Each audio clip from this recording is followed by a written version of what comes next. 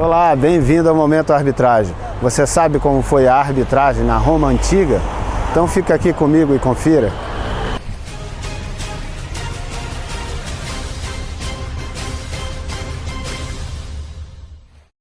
Começa agora o Momento Arbitragem. Muito obrigado pela sua audiência, sou Asdrubal Júnior. Bom, hoje eu estou aqui em Roma, em frente ao Coliseu, ao lado do Fórum Romano, um espetáculo de passeio, de atração, milhares de turistas de todo mundo aqui.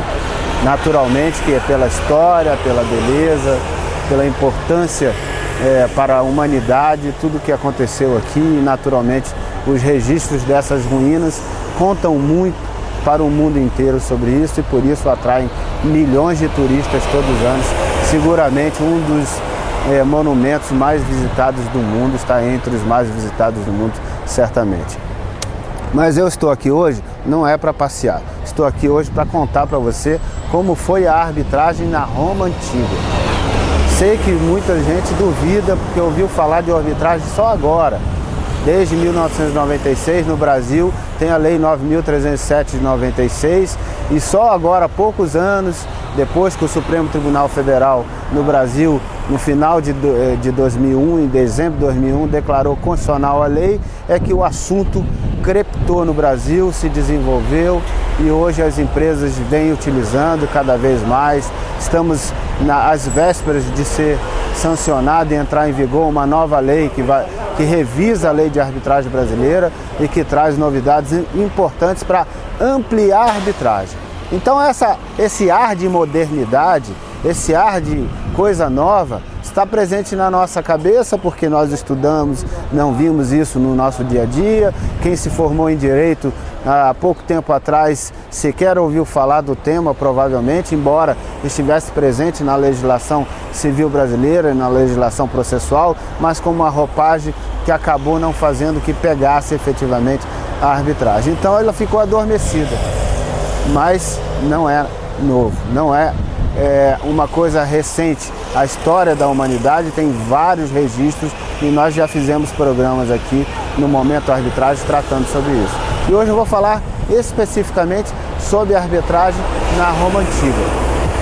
Vamos falar primeiro das duas primeiras fases que caracterizaram a arbitragem obrigatória. Isso mesmo que você está ouvindo, a arbitragem obrigatória. Você está acostumado hoje a ouvir que a arbitragem depende da vontade das partes e que as partes escolhem se querem ou se não querem ir para a arbitragem e nós temos a impressão de que sempre foi assim. Não, na Roma Antiga tiveram duas fases de arbitragem obrigatória. A primeira fase, que teve um período mais longo, que começou em 794 a.C. e foi até o primeiro século depois de Cristo, ou seja, um longo período, aí uns 8 séculos, de 8 a 9 séculos, efetivamente, de arbitragem obrigatória na primeira fase. Ainda tem arbitragem obrigatória na segunda fase. Essa primeira fase foi chamada de legislationes, ou seja, ações legais, que era uma previsão que se tinha de que as pessoas que precisassem demandar, antes, claro, primeiramente se demandavam aos reis ou aos sacerdotes, mas eles não tinham mais condições de atender todas as demandas, o volume, e precisavam naturalmente criar figuras públicas que pudessem ajudar nessa missão de equacionar as disputas, os conflitos entre os seus cidadãos, entre as atividades comerciais e etc. Então precisavam. E criaram a figura do magistrado público de Roma, popular de Roma, e criaram as legislações baseadas as regras nas leis das 12 tábuas. Então, a princípio, com base nesse ordenamento, foi criado, que já previa a criação da arbitragem, foi criado a arbitragem. Nesse primeiro momento, a arbitragem era o procedimento de solução de conflitos era totalmente oral, puramente oral. Então se apresentava perante o juiz público definia, esse magistrado definia o procedimento de como a coisa iria se desenvolver, tudo oralmente, em uma audiência que compareciam, e a partir dali então se definia como seria resolvido o procedimento, como seria encaminhado e resolvida a questão, e era escolhido o árbitro que efetivamente iria decidir. O árbitro era escolhido pelas partes e aí firmava-se, depois de 30 dias do momento dessa escolha, firmava-se um prazo de 3 dias para que comparecesse perante esse árbitro, ou um conjunto de árbitros, se necessário, mas a princípio por esse árbitro, que era uma pessoa do povo, tinha que ser um cidadão romano,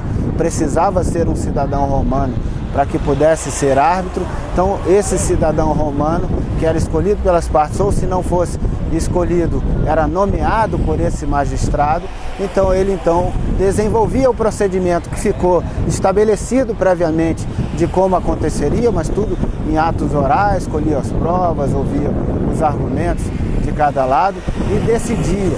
E a sua decisão definia completamente a questão. Eles assumiam ali o compromisso de se submeter àquela decisão do árbitro. Então essa foi a primeira fase do legislaciones, em que era praticamente tudo oral e que o árbitro tinha muito mais liberdade, muito mais amplitude. A segunda fase da arbitragem, que se desenvolveu na Roma antiga, aí você já começa em passar um pouco do modelo de plena liberdade do árbitro, mas ainda assim uma arbitragem obrigatória, mas passava o modelo de plena liberdade para um modelo um pouco mais limitado da atuação do árbitro, passava do modelo puramente oral para um modelo com algo escrito, com algo de registros, que eram os formulários, que é essa fase dos formulários, perfórmulas. Essa segunda fase chama perfórmulas, que foi entre o primeiro século depois de Cristo até 294 depois de Cristo. É claro que o Império Romano continuou um pouco mais além disso, mas veja que ele pegou todo o Império Romano, porque começou antes do Império Romano e foi até dois séculos e pouco antes de terminar o Império Romano, que mediou o período da arbitragem prevista nessas duas fases. E essa segunda fase, então, perfórmulas, era uma fase em que você ia também para a figura do magistrado, agora já se entendendo que as relações comerciais cresciam muito e precisava, inclusive, a atuação em diferentes espaços geográficos mais distantes que necessitavam de você ter uma figura itinerante. E aí se criou a figura do pretor. O pretor era esse magistrado itinerante que ia nas regiões e definia com as partes que demandavam o procedimento, como seria desenvolvido, inclusive escolhendo o critério de decisão, inclusive escolhendo esse critério, podendo basear-se, considerando essa diversidade, essa pluralidade de regras e de ordens jurídicas, considerando a possibilidade de se respeitar os usos e costumes daquela localidade. E por isso se definia pelo pretor, juntamente com as partes, a sua deliberação, que depois era feita em um édito, e esse édito era um decreto que se estabelecia como o procedimento se desenvolveria. E a partir dali, então, se encaminhava para o árbitro, que agora tinha algo escrito, que ele tinha que seguir objetivamente aquelas regras, formulários estabelecidas no perfórmula, e ele tinha que seguir essas regras e, portanto, ele decidia e sua decisão também era válida. Nesse momento, as partes tinham que assinar um compromisso, talvez aí tenha nascido a ideia do compromisso arbitral, em que as partes assumiam o compromisso de se submeter a essa segunda fase da disputa, que é a fase que comparecem, que participam perante o árbitro. Então comparecem, assumem o compromisso de comparecerem e assumem o compromisso de seguirem aquelas regras e assumem o compromisso de se submeterem à decisão do árbitro. Então esse período performa. E aí até 294 depois de Cristo se encerra esse período com um pouco menos de liberdade, um pouco menos de oralidade, mas ainda muito de oralidade, e um pouco menos de liberdade do árbitro, mas ainda assim arbitragem obrigatória. Aí você passa a uma terceira fase, que é a fase do extraordinário cognition, que é uma cognição extraordinária. Aí passou-se a desvalorizar um pouco a importância e o papel do árbitro e se valorizar a figura do magistrado público. E aí, naturalmente, a partir dali, houve um adormecimento da arbitragem ao longo da história e veio aqui e acolá, mundo afora, ressurgir e ganhar fôlego em alguns momentos, em algumas fases e passagens, mas ressurgiu com muito mais força depois do século XIX. Aí sim a arbitragem renasceu com uma roupagem não tão nova, repristinando algumas das ideias que milenarmente já existiam, mas naturalmente dando uma vitalidade diferente. Talvez até pela sociedade perceber que o Estado também não consegue mais abraçar tudo, resolver todos os seus problemas sozinho e que precisa voltar a uma visão mais original de que precisa realmente da sociedade privada poder resolver seus próprios conflitos, que é essa a ideia anterior de tudo, em que o Estado foi lá dar uma mão, mas a solução era privada.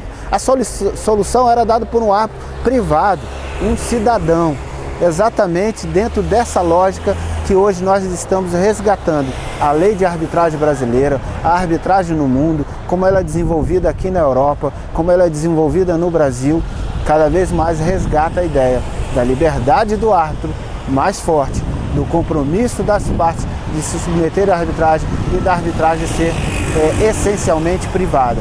Mas estamos vivendo também uma fase de que percebemos que não precisa necessariamente ser coisas absolutamente estanques. Pode ter a cooperação de jurisdição da justiça pública com a arbitragem. Essa cooperação traz uma riqueza muito importante e não é uma novidade, não é uma invenção. Nós vimos isso claramente na Roma Antiga, como acabamos de descrever, em que existia vivamente a cooperação, era parte integrante do procedimento de solução de conflitos, a interação magistrado público com árbitro, ou seja, público e privado. E vivemos um momento agora de arbitragem puramente privada, mas começamos a resgatar uma possibilidade de novamente unir as duas coisas e ter uma integração, sem concorrência, sem disputa, mas com cooperação jurisdicional. E o novo Código de Processo Civil brasileiro, que entrará em vigor em março de 2016, não deixa dúvida nenhuma quanto a isso. Veja que ele criou a carta arbitral, que é exatamente a comunicação que o árbitro faz com o juiz público, pedindo cooperação de jurisdição, pedindo que o juiz público interaja naquelas situações em que o árbitro não pode resolver sozinho, porque precisa da força que o Estado tem, do poder de império, não no poder de cognição, de dizer quem está certo ou errado, mas do poder da força, do poder da espada, ou seja, o resgate à Roma Antiga, o resgate à ideia de que a cooperação sim é possível, de que a cooperação é saudável e pode funcionar. Funcionou? E como arbitragem obrigatória, veja que estamos falando de arbitragem obrigatória, funcionou como arbitragem obrigatória por 11 séculos na Roma Antiga e poderia voltar a funcionar, sem precisar ser obrigatória, reconhecendo a liberdade do cidadão, mas trabalhando a conscientização das pessoas e naturalmente com essa conscientização, fazendo com que, por escolha própria, por vontade espontânea, livre, decidam ir pelo caminho da arbitragem, mas que a arbitragem estará fortalecida, prestigiada e respeitada, não só pela vontade das partes, mas também pela cooperação do poder público com o poder judiciário. E foi o que o novo CPC trouxe. Então é isso. Você gostou de saber um pouquinho da história da arbitragem na Roma Antiga? Fica aqui com a gente e confira os próximos programas do Momento Arbitragem. Quero contar com a sua participação, quero lhe convidar a interagir comigo. Meu e-mail está aparecendo na sua tela. Mande uma pergunta, uma sugestão de pauta ou uma crítica construtiva. Eu terei grande prazer em interagir contigo. No mais, quero pedir que assine o nosso programa no canal do YouTube. Está aparecendo na sua tela para você poder se inscrever no nosso canal. Te aguardo no próximo programa. Um grande abraço para você e aprecie essa extraordinária beleza de Roma. Forte abraço!